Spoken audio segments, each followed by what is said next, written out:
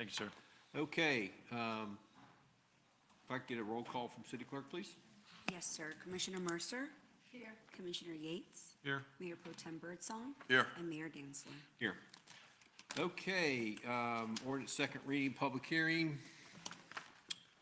T, anything on any of these that have changed since we've talked Well, about these? yes, sir, if I could, just on 23 and 24, you may recall these are amendments to our comprehensive plan. These were sent to the, say, Department of Commerce, it's called now. But there was some comments that came back from them that staff has factored into updating this. Eric, I don't know if you want to provide any update to, it was minor stuff, mainly that with the comment from the Department of Commerce was when we do our 2025 year, rather than being a 10-year planning horizon, it needs to be a 20-year planning horizon to comply with state statutes. I think that was the only comment we received back, and Swift might have asked for some information on our long-range planning for water as well, supporting increased residential densities, and that has been provided. So we're all good, but I just want to let you know that this did go to Department of Commerce and has come back and incorporates everything it needs to. Excellent. What about 23, 25? That's the 23, 25, that's the land use map Yeah, right. that accompanies it. Okay? 2337, this is the Caribbean Distillers property that we've had discussions about. Tim Campbell is the petitioner on this to redevelop that for mixed-use residential housing up in that area, or PUD, I'm sorry. And to be clear, we're not going to see a PUD, so we can actually see what's going to go in there at this stage of the game, Eric? Or? Correct. It doesn't have a binding site plan, as you might call it. All the conditions of the PUD are provided in the text of the ordinance. It provides them some flexibility in regard to meeting market conditions and the types of housing that they're going to provide in there. Okay. And then 2338, this is cleaning up our city code with respect to our roadway classifications. May recall I mentioned a lot of that stuff hasn't changed since 1959, so bringing that into the modern era. All right. Consent agenda 10A is our lease agreement with the USDA for the use of the federal building. This yields to us about $154,000 a year in rent for that space. We basically, did we build that for them and they lease it, or did they build it and we just manage it for them? How does that actually work? So the government donated that building to the city. 2003. And the USDA has been in there since long before then. They've continued to occupy the space. At one point they were doing orange juice analysis and stuff, and I'm not sure exactly what they do now, but so this is a new lease that will go through November 30th of 2029. We invoice them, they make that payment monthly to us, and it will go up by 2.5% annually. Now, we also are responsible for maintaining the space. So I think right now we're doing major painting on that building. We've done AC, we've done roof, we've done doing floors right now, Julie's saying. So Tank and his team spend a fair amount of time down there. But they gave it to us at no cost? That is my recollection. John, do you recall anything different? Their relinquishment of that to the city, the federal government, we didn't pay for that. No, it was a gratis, no monetary consideration. There were some stipulations that were in the quitclaim deed that we have from time to time needed to review. For instance, there's an easement that TICO wants to do some undergrounding. We had to get, and Mr. Labby very thoroughly got the Department of Interior to sign off on it and allow it. So yeah, there was no monetary consideration provided, but there are strict and express stipulations on what we can do with it.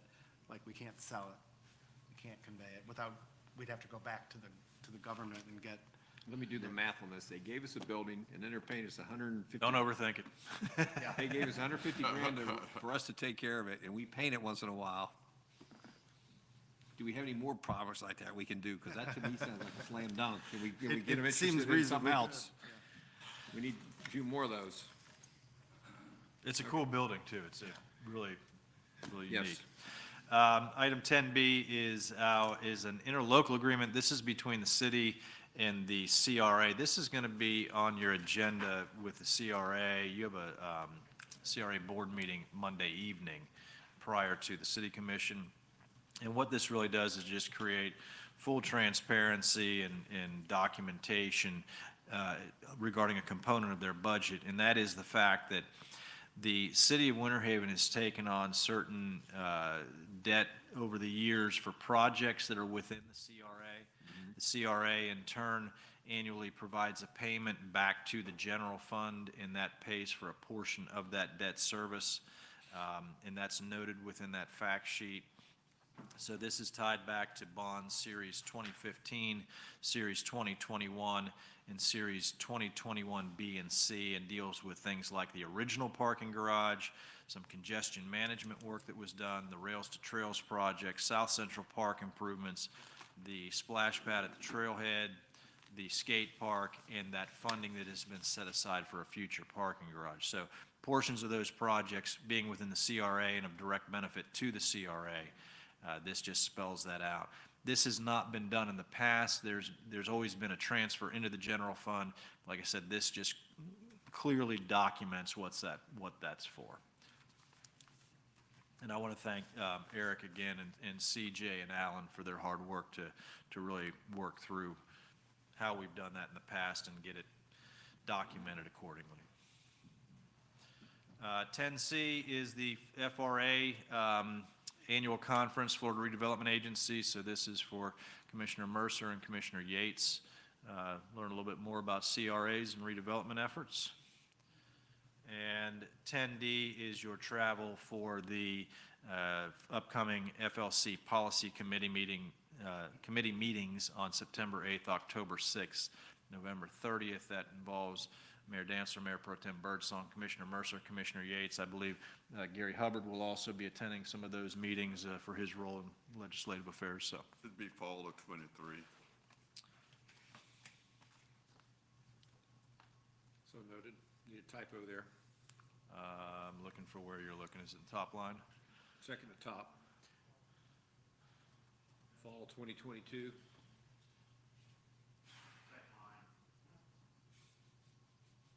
It's in big, dark, black print, right next to the word Dantzler. Oh, you're looking at the fact sheet, not the screen. I'm sorry. Thank you. Yes, it should say fall 2023. Thank you. Apologies, guys, I'll change that. No problem. We're going to do Michael J. Fox Back to the Future kind of stuff. The last one, 10E, this is kind of an exciting one. I'm going to ask MJ to, actually, I'll just have MJ go ahead and take this one real quick for you. Okay. So this is this is a summary to approve the purchase of the Triangle property, which is located just off of 21st Street. And this is the final piece of the puzzle for the South Lake Howard Nature Park expansion. So you may remember just a couple of years ago, we purchased the WSIR property. Since then, we have gone ahead and we have applied for a Heartland Headwaters grant, which we received to do the stormwater improvements on that site. And then a FERDAP grant, of which Andy, I believe, was ranked #1 in the state. It was tied for #1 with Lake Conine. So we've secured all of that funding to begin that project. It is out to bid, and the bid for that closes next week. So purchasing this piece is kind of the last piece of that puzzle, and it allows us to bring the water from the existing drainage system directly across the property in a pretreatment pond into the big property, rather than having to pipe all of that around it. It also gives us an opportunity to create some pedestrian enhancements in that area. Did they take down the tower on the WSIR building? Yes, sir. Yep. Thought so. Yeah, that tower was in pretty bad shape.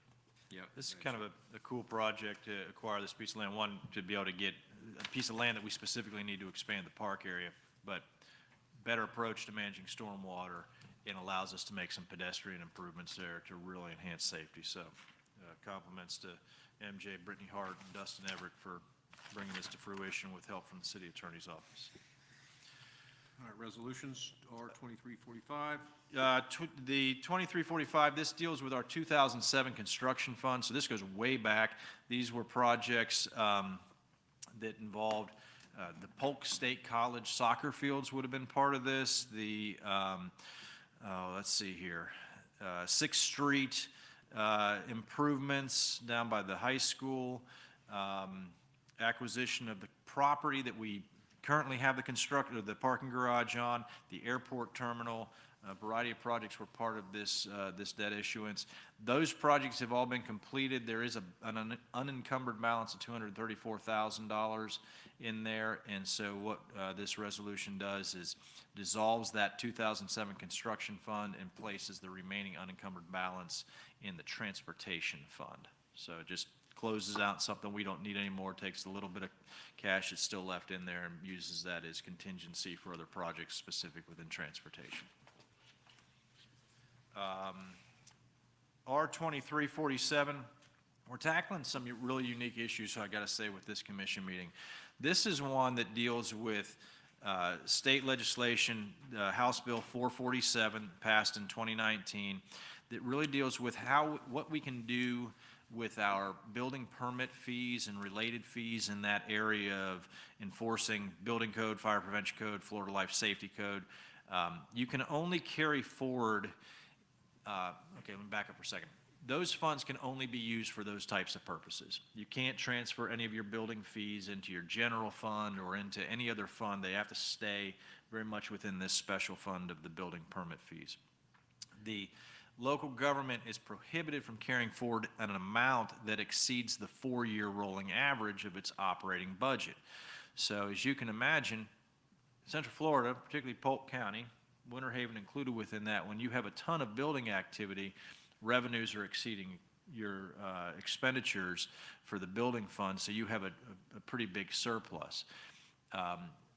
What this policy or what this resolution does is it establishes a policy, the building permit fee reduction policy, so as to comply with House Bill 447. And we will set aside funds from the building fee revenues. We actually have a project lined up to renovate the old Fire Station 1 to the north of us here that will become a one-stop shop for the building department. That will utilize a portion of their excess funds. The balance of their funds will be held in a fee reduction fund, permit fee reduction fund, and we will issue or utilize reduced building permit fees up to 25% annually going forward until that reserve balance drops to an acceptable level of the 4-year rolling average. So basically what it comes down to is we have more money than we're allowed to have in that fund, and in order to make that, to comply with the state law, we will reduce our funds or our fees that we're charging and use this excess money to offset that loss of revenue. Does that make sense? It's a very complicated issue. This is something every city is dealing with. Polk County cities are certainly dealing with it just based upon the growth that you have. And as you know, the sad thing is you become more efficient in how you get things done through technologies and other things. Your cost to perform services can slightly come down, but you're doing so many building permits and inspections, the revenues continue to rise. So this just allows us to pass those savings on back to the developers who are paying it in the first place. How much money are we talking about? CJ, do you know what the amount is that's within the excess funds? So, we have 6 million that's. You may have to turn your microphone on, I'm sorry. So we have 6 million that we set aside, for the new project. And, we have, I think over 1.5 million in excess that we have to reduce. Oh, wow. So it's been building over the years, and one of the things that we've been trying to do is really figure out where can we do, what do we need to do as far as a new building for our building division. They've added some staff, and they're adding a few more staff in this upcoming budget. We found that really to keep them somewhat centrally localized and maximize properties that we already have, renovating the old fire station makes a lot of sense. It keeps it close to the other operations that we have. We are also exploring, as I had mentioned before, the potential for acquiring an existing building out on the southeastern side of Winter Haven for what we would consider a satellite office. There's so much construction that's happening out in that neck of the woods to be able to provide some services directly from a satellite office with a building inspector where You know, whether you're bringing your plans to us or we're starting our day from that location with all the multifamily, the medical that's happening out there, it just saves a lot more time for people of chasing down permits and plans and putting more cars on the road coming into downtown. Is there any way we can use any of this money for across the street? For across the street in. Building renovations on the building across the street? Well, because it has to be tied specifically back to the building division so read it again, the Florida Fire Prevention Code, Florida Life Safety Code, Florida Building Codes. So what they're doing in that space, they actually need more space. So we'll renovate the fire station over here. That's going to give them multiple offices, more walk-up customer space. That's where those dollars will go. Any renovations that would happen on that space, because it wouldn't be specific back to those three primary functions, we'd have to fund that through other means. Well, no, I understand all that, but my point was, when somebody leaves a building, sometimes you have to retrofit it to get it ready for a new tenant. And potentially you could, potentially use it to. Yeah, engineering's going to stay in there to the extent that, we can apply any of those fees towards their services. You could, I would be Perhaps. real The careful. building is old and it has been used.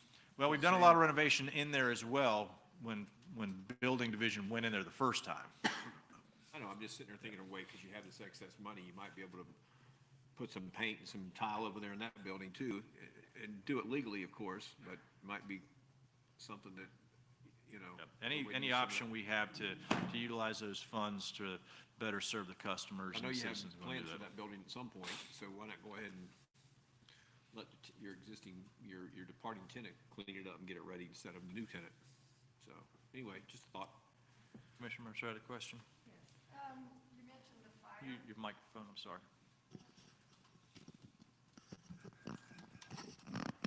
Okay, you mentioned the fire. It's not going to stay up. You broke it. All right. You mentioned the fire. What would be some of the projects for the fire service?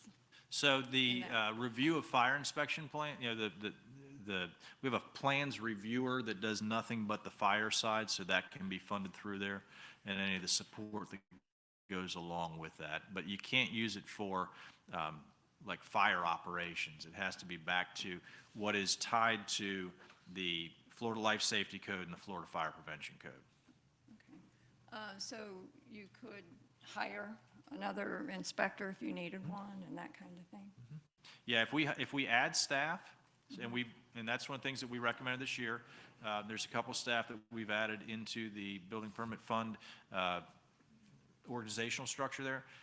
Vehicles, equipment, all those things, that's certainly legitimate expenses within it. You just can't take it and say, I'm going to go build sidewalks or, hire additional staff in another department that isn't tied to those three primary roles.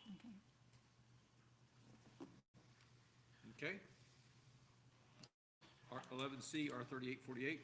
This is expanding our grant with the FDOT. This is part of the safety program. I'm glad to see that we're probably about 2 months from that being done out there is the anticipation. They ran into a couple challenges through some lightning strikes that fried some systems, and so they're upgrading some of the copper wiring to fiber.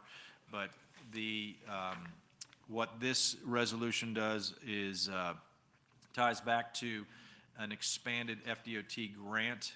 They continue to pay 80% of the project, which will now be $1,877,040. The city's share of the project is $469,260, and this is just adding the additional funds to cover the cost of additional security cameras and upgrade to that fiber optic. So this is the existing project, just a little more money from DOT to help offset additional costs. Commissioners, any questions on that? Okay, 11C. This is with Lennar Homes. This is for Our the, Homes is 11D. did I skip one? Yep, 11C. Oh, my apologies, sir. I just did 11C. Yeah. Yeah. Need 11C. 11C was the DOT airport construction. Gotcha. 11D 11D. is Lennar Homes. This is for the Peace Creek Reserve subdivision. So the overall that you can see on the screen there, pretty large development. They submitted, so 553 building lots, 9 common lots. They submitted a performance bond of $3,981,271 to guarantee the completion of all the required infrastructure and improvements. They are requesting the city accept only those improvements and dedications on the western portion of the Peace Creek subdivision. I'm going to look to Eric. That's what's in red shown here, correct? Yes, sir. Yes, sir. Okay, so that is what's on the western side. This contains about 106 plus or minus acres in lots 1 through 361, plus 5 of the common lots. And staff has inspected those improvements in there. They are now complete. Water, wastewater, and reuse utilities will be accepted by the city. However, the responsibilities for internal roadways, street lighting, and drainage will remain with the developer. Bear with me one second. The second portion of this project, there's some electric utility power pole relocation delays that are preventing them from bringing on the eastern lift station. So that eastern portion, which contains about 50 acres in lots 362 through 553 and 4 of the common lots, the performance bond will continue to be maintained on that. So we're basically accepting a portion of the improvements. I know this is crazy, but where exactly is this again? This is on the south end of County Road 653. Yeah. So where it says western portion in that little call-out box, that is where South Point Elementary exists now. The And yellow? there's, the roundabout is, yeah, the roundabout is going to be Where? right there. Okay. So right here is, this is now a roundabout. Okay, I know where you are. First readings, kind of go through these quickly. The 2340 ordinance, Craig Ober is requesting to rezone 3 parcels from PUD zoning district back to single-family residential large lots. So you may remember this, those who've been on the commission. This is, I believe it was the Fuller residence, which is on the north shore of Lake Otis. A few years back, this came back in 2014, actually, almost 10 years ago now. This came before us for a PUD. They were going to put, I think, 6 homes out there. That has never come to fruition. No site plan's been submitted. So they are now requesting that that be changed or rezoned to a single-family residential lot R1 zoning. So there'd be one house for all of that? Yep, there was an old house there that's been torn down. According to the fact sheet, there still is a carriage house there on the property, but the original house was taken down. And the red box to the north of the big box, is that, It's part of it. that's part, so a house wouldn't be built there, it's just in the one big box? Yeah, Commissioner Yates, that northern smaller red box, that's generally about where the carriage house sits.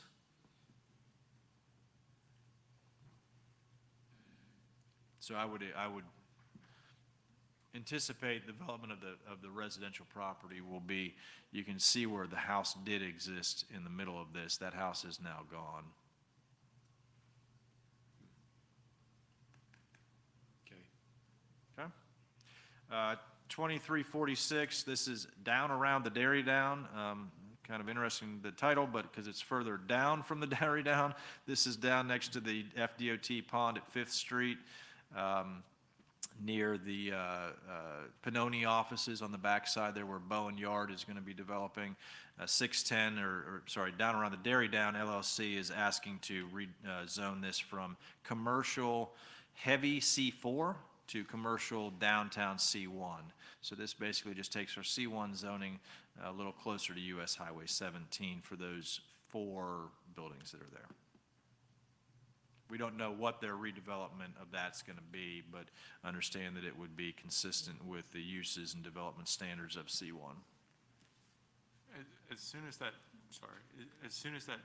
change takes place, they would have to cease C4 operations, if any exist? No, they'd be legal non-conforming. They can continue to operate their C4 business. If at any time they cease operations for 180 days or more, then it can't reestablish. But they are working on their tenant mix right now to redevelop that property. Ordinance 2347, William Wright Sparling Irrevocable Trust. This is a rezoning of parcel from single-family residential small lot R2 zoning to a mixed-use zoning district.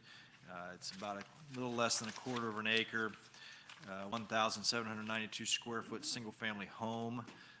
This is Avenue K, that green-topped building, large building immediately to the left of that box. That's going to be Winter Haven Orthodontics. Dr. Corneo's office is there, so that gives you a general idea. In the upper right-hand corner of this, you can see the edge of the Winter Haven High School track, so give you some sense of where we are on the site.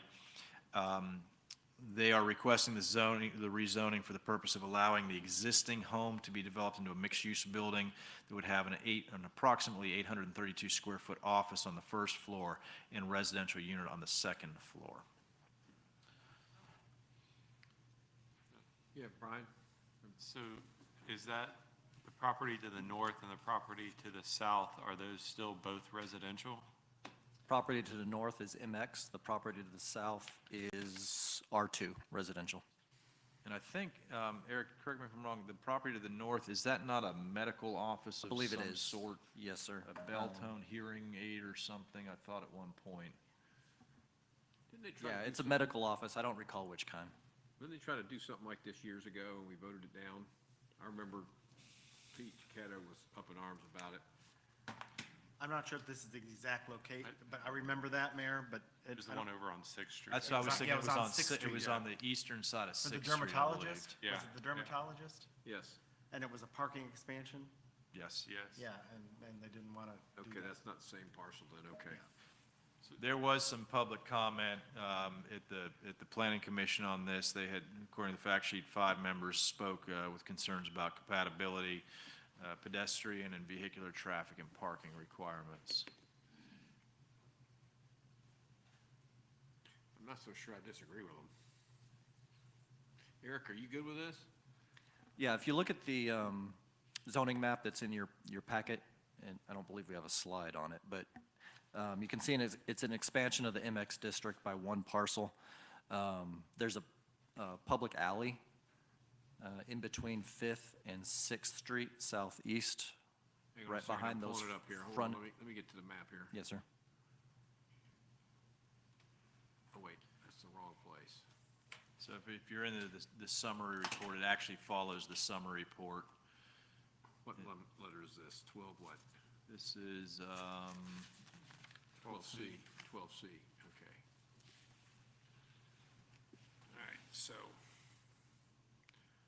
All right, so I'm looking at the Yep. Exhibit A, or, let me see, Yeah, if you look at the zoning map, where's that? which is the second map in your packet, it's going to have a lot of pink and yellow and purple. 3 of 3 and the summary ordinance, let me go to that. Okay, it's got, yeah, a lot of pink in it, okay. yeah, so the pink color is MX. You can see there's a lot of MX adjacent and in this area, including to the west, the north, and the east of this parcel, with a public alley running between 5th and 6th along the backside of the existing MX. So from a planning perspective, the expansion of MX by one parcel would be consistent Well, what's going to with stop the surrounding guy uses. next to the south of this one asking for it then next month, and then the guy south of that, in other words, we have creep, do we have to draw a line somewhere, or? Yeah, I believe the public alleyway is the logical place to draw that line. So this parcel would be a logical last expansion of the MX. I don't see the public alleyway on the map.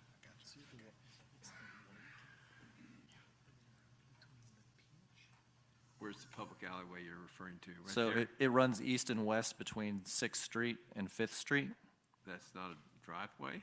No, it's an alleyway. Okay. It's going to run right here, Mr. Mayor. Oh, I see. You see it outlined in black, and if you look on your sheet, between the MX and the R2, you'll see that white line that runs through on your fact sheet there. Well, I just remember Commissioner Chichetto, to his credit, on something similar to this, he said we got to draw the line somewhere on that parking thing, and, you know, it made sense to me at the time, so. Whatever, okay, keep going. Okay, so 10D is, this is John Wood and Associates requesting the rezoning of 9 parcels from single-family residential small lot or R2 zoning to single-family residential large lot R1 zoning. This is Wood Point Phase 3, so out off of Lake Daisy Road at the corner of Lake Ned Road. This is just really to better reflect the platted lot sizes as well as the building setbacks that were previously, the previous phases of Wood Point. This phase is currently platted already. Because of that, there's no additional demands on any supporting utilities, roadways, or public schools. That's already accounted for. This is really just bringing this property back up to what the developer plans to do and has done with the other. Where's the existing gate to this place to get residences. in here? It's going to be right about here. So you actually come in and it Make that turn. makes that hard turn and continues through. Huh, okay. Nice subdivision. Yeah, Very nice. Very well done. Yeah, that turned out really well. Okay. And then 12E, Gary Hubbard is with us this evening, and he and working with our office and the city attorney, we've been working on this one for quite some time. This is dealing with our equivalent residential unit that helps us determine costs associated with connection fees for water and sewer utilities. And we worked through Raftellus to do a study regarding that appropriate methodology for determining the ERU factor when addressing water and sewer connection fees for multifamily developments.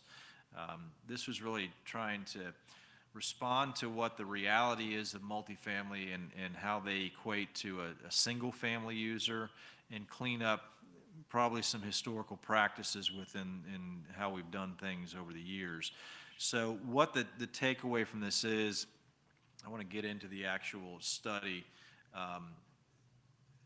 which is outlined within the ordinance itself.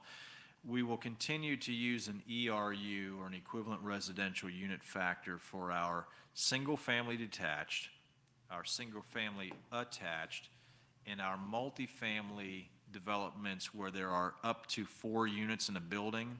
Those will still be calculated at 1 ERU per, for our connection fees. But once those multifamily unit buildings contain 5 units or greater, we will charge that at 0.6 of an ERU. And that's based upon what is that, how much water and sewer impact there actually is, because they're smaller units. You're not dealing with yards, you're not dealing with all the ancillary uses that go along with that. So it's really, it makes it more, I'd say, equitable and appropriate for when you have multifamily residential units that are going in. Again, you look at Cypress Gardens Boulevard, some of the large developments we have going on out there. To charge each one of those individual 1-bedroom or 2-bedroom units an ERU equivalent to a single-family home really is just not equitable in our opinion, and certainly what the study has found is in agreement with that. So this cleans that up. Gary, did you have anything you wanted to add to that? Certainly you're the better expert on it than I. So this came to our, good evening, Mayor Pro Tem, Commissioners.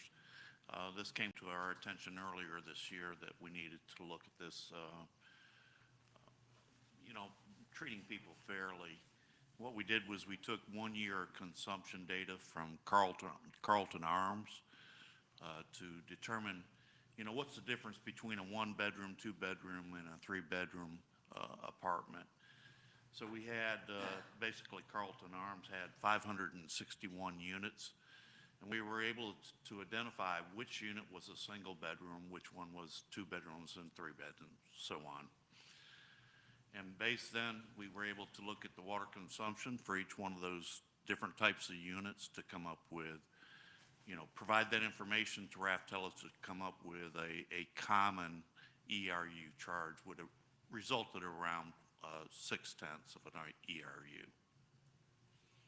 And Commissioners, the other thing, it doesn't pertain to this ordinance, but we've had recent discussions about when we talked about the budget within utilities, about really looking at our connection fees and where do we need to be within that. And that is something that we are doing going forward. That is the value of the ERU. You know, what's the dollar amount that we're going to work with Raftellus? Actually, I think we've already requested a task order from them to do a connection fee study for us. That won't change this. This is really what's the multiplier. One ERU for single family, for duplexes, for multifamily up to 4 units, but once they go above 4 units, it drops to 0.6 of an ERU. And in addition, the non-residential uses, the city engineer will be able to determine those. We're doing away with the land use table that we had been adhering to, and on the recommendation of Raftellus, to let the city engineer, based on the values and factors that Mr. Hubbard has articulated, flow and size of things and the impacts, so that they can be case by case, if you will, on a non-residential setting. So it seemed to be fair. Okey-doke, thank you. Appreciate you, Gary. Thank you. Thank you, Gary. All right, new business. Can I ask a quick question? Just the Carlton Arms just came up, and we, that development is moving along swiftly now. When we looked at that originally, I remember an agreement of 10% of the units be held back for affordable housing, but I don't recall specifically, there wasn't any look back or anything like that, but just now that they're coming up to be available, I just didn't want anybody, I didn't want them to forget that. Right. We'll go back and make sure the numbers, I recall 5%, but we'll go back and make sure what exactly was in there. But yeah, it's not, you know, they're not subsidized units by the state or anything like that, but it was an agreement that. 80% median income houses and less. Right. And they families would were be- comfortable, as I recall, with that condition, that some of their units were smaller, you know, one-bedroom type units that would meet that requirement. Okay. I just want to make sure we hold them to that. Is that an honor system, or is there some sort of controlling interest that checks that, or? It is a condition of the PUD, so, you know, if we were to inspect or ask for them to provide some lease agreements or something like that, we would have to, you know, try to verify that, and technically, it could be a code violation if they're not. So code would theoretically be responsible for. Right, it is a condition, yeah, of the PUD, so it could be a code violation, yes, sir. Yes. Do we have any other developments that we're looking at requiring affordable housing? Not currently in the pipeline that I'm aware of. There are some multifamily projects that will be more affordable. The Lake Idle project that was approved a little while back on the Triangle piece at 11th Street and MLK will be more affordable. They're market rate, but more affordable, as well as the hotel conversion on US 17 that is under construction currently. I will tell you, Tracy, I got a phone call from the head of the Habitat for Humanity, and they want to come over and talk to me about some things they have over here. We were supposed to meet this week, and the gentleman had to cancel, got sick, so he's got some ideas on things. Isn't the Winter Haven Housing Authority expanding too? Supposed to. Yes. The Avenue O project behind Central Florida Healthcare and the Grove Manor Both of those. refurbishment, I'll call it. Is there anything cooking tea on that Lake Elbert property that we took over, and, I mean, as far, in the affordable housing realm, or is that still being studied, or what? No, nothing at this point that I can report on, sir. Okay.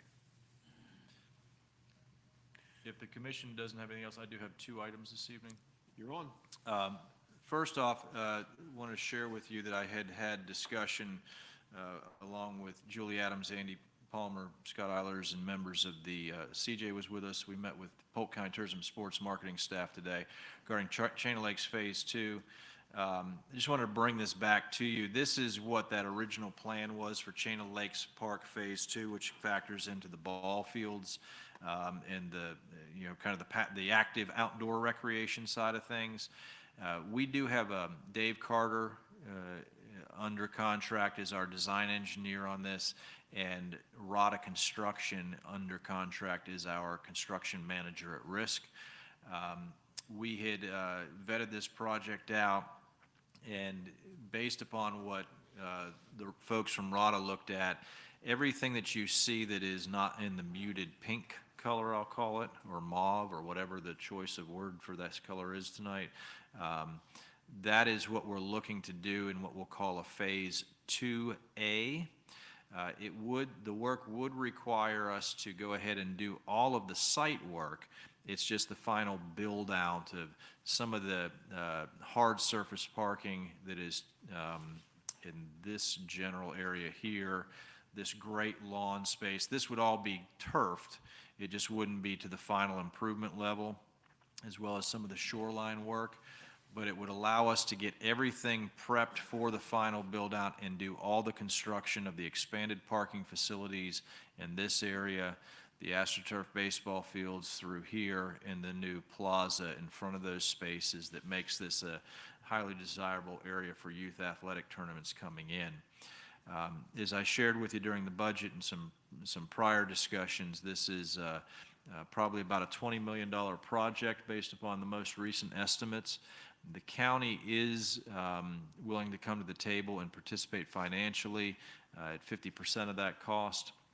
And so I know that the TDC has a meeting tomorrow, and I just wanted to bring this back to refresh you. I think they'll be having some discussions tomorrow on how they advance this project, but my understanding in talking with members of their staff that they feel confident their revenues and their forecasts for use in the area would support them to bring this project down to the ground, be a shared expense. We would likely be issuing some debt later in the year tied to this, with recognition that a portion of that's being paid for, the principal and interest, by Polk County Tourist Development Council. And so I anticipate probably in October, we would bring back to the commission for consideration an interlocal agreement to begin advancing this project. That's the same process we did for the Advent Health Fieldhouse and Conference Center. Yeah, go ahead, Ed. I'm just trying to understand what you just said, T. So the portion, when you say Polk County, you mean the? TDC. Oh, okay. So that's the 10 million, Yes, sir. which means that in order to do the project in its totality as one project would cost 20 million? To do everything that you see in the brighter colors in here, this additional space that I'm highlighting right here, this would be additional to that. I don't have a solid number on that, but I would guesstimate that that's probably between $6 and $8 million to finish out the balance of the site. Yeah, what I was trying to do is get in my mind, what is the total cost to Make that picture happen. make it happen? To make, let me 26. back up, to make 26 to 28 million. that picture happen. Right. Andy, do you have an estimate on that? I seem to recall it being 26 to 28 million dollars. 26 to 28 million. And the TDC would only do 10 million? Yes, sir. Their main focus is really on the athletic side of this because that's what's going to generate revenue back. Tracy? On the right, the most farthest, I guess you'd say, on your right-hand side, the red, the pink, or whatever is up there, is that parking also? This area, yes. This is right now, this is all, some of that is stormwater pond that is on the south side of Landings Boulevard and just grass space. And so that is to be, that stormwater would actually be piped down to these lower ponds instead of having to be contained up there. Do we have an idea of how much parking that is and how much we would need? We do. I don't have that number off the top of my head, but we can provide that. Could we make that grass parking, or would it be grass parking in the, so I mean, it's not that that's not going to be usable. Right, exactly. It just wouldn't be the hard surface. It becomes overflow parking. And we have a ton of overflow parking. I mean, this entire field right now is grassed overflow parking.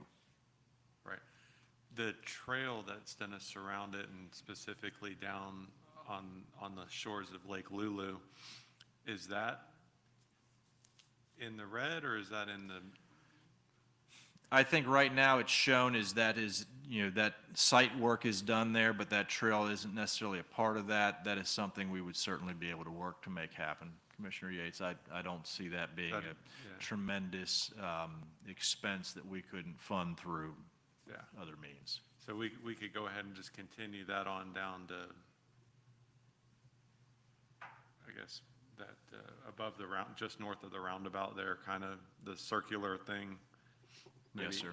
Ended into there, because then they can pick up and go out to the trail on 17, basically. See what I'm saying? Talking about right in this area in here? Yeah. So, yeah, just north of that, kind of. So then they can, or is it supposed to go all the way on up there? The trail component of this project, let me back up to the original slide if I may. You can see how it circumnavigates the site and works its way through to create some trail opportunities. So do you think we can do all of that? I think we can certainly explore that and see how best to get that done. Okay.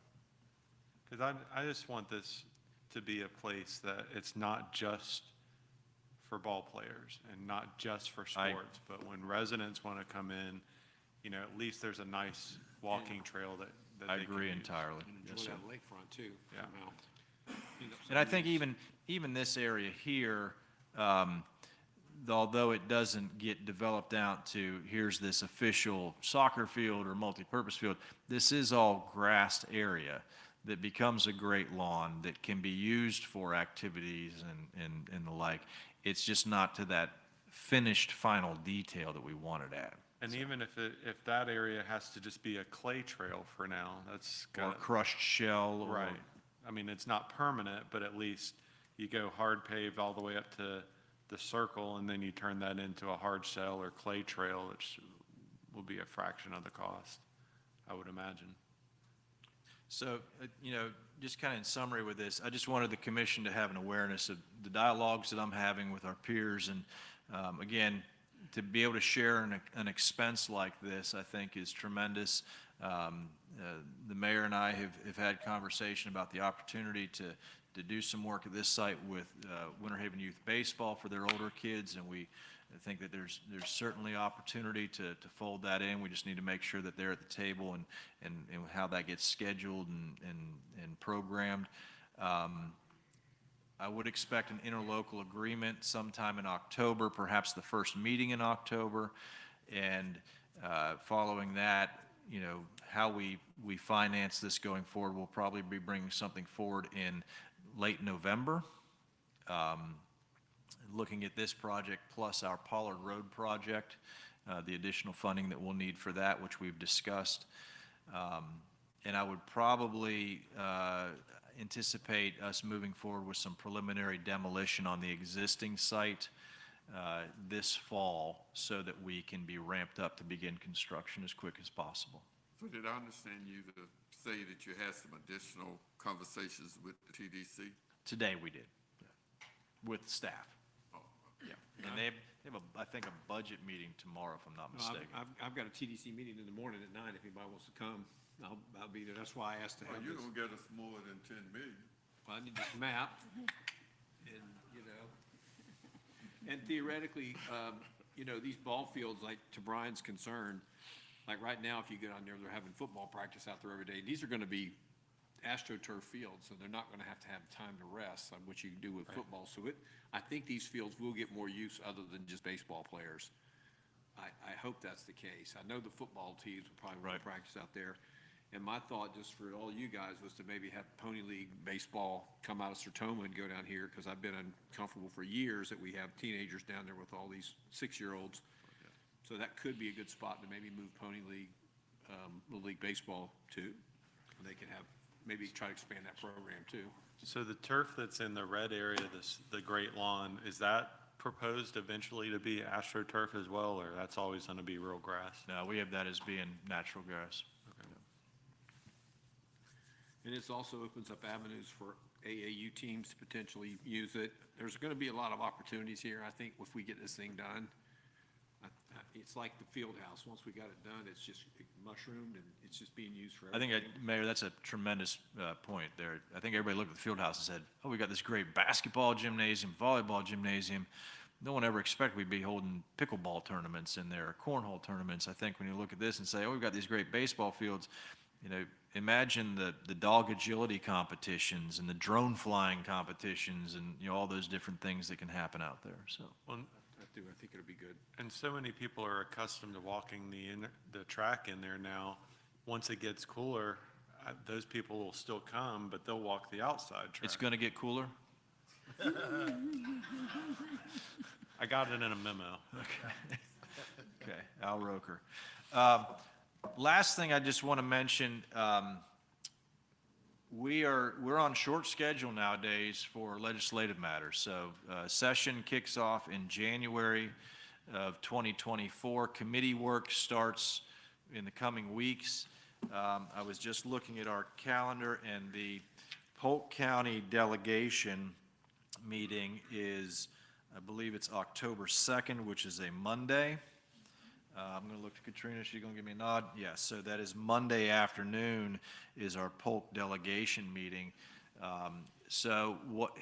Last year, staff, under my direction, we built our legislative platform and carried that forward with the, you know, certainly with the blessing of the commission. But based upon it being now the 23rd of August, if there are items specifically through your committees with the league, your interaction with the, you know, Central Florida Regional Planning Council or League of Mayors or whatever the entities that you've been involved with that are priorities for you, I'd ask that you share those with me and Katrina, and we can factor that into, you know, how do we build platform around that. We received word late last week that the appropriation request portal through the House has been opened up. This is where we got money this current year for the shoreline improvements on Lake Silver. We've gotten a variety of projects over the years, so department leadership has been directed, if there's projects that we think are suitable for House appropriations, submit those back, we'll vet them out, and we'll submit them through Representative Killebrew's office with similar communication of support from the other members of the delegation, as well as through Senator Burton's office. But if there are specific things, burning issues that the commission has, I'm not looking for that information tonight, but I just want to plant that seed so we get that back. I know that Gary, in talking with Gary Hubbard, in talking with his league committee, there is an interest in perhaps continuing our efforts to get some funding specifically for One Water projects out of the state. We did send communication back to the state regarding Senate Bill 250, which is the one that deals with hurricanes and put some limitations on how we can administratively amend some of our policies here. But again, just as you're thinking about that, things that are important to you that we can flesh out a little bit, duck hunting on lakes, those kind of things, code compliance, complaints being anonymous or whatever it may be, just let me know. Told duck hunting is a dead issue for me not to bring that up again. Dead issue. Whack, whack, whack. So those were just the items I wanted to share with you, and thank you. So, T, one thing about that might be helpful to all of us, if we could maybe get the last couple of years of what we've asked for and maybe didn't get, you know, because we've done really good jobs making those presentations and printing them up, if you could find those. Yeah, I think certainly we have the last 2 years of our state legislative platform. And that we might can- jog our memory a little bit, you know. Your Heartland Headwaters Act is certainly going to continue to be a big push for us, I would expect.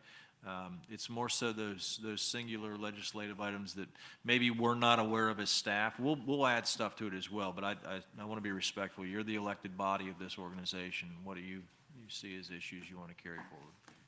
And I would like to get a copy of that map, those maps for the TDC meeting in the morning. Certainly. We'll have Just AJ showed. send that to you.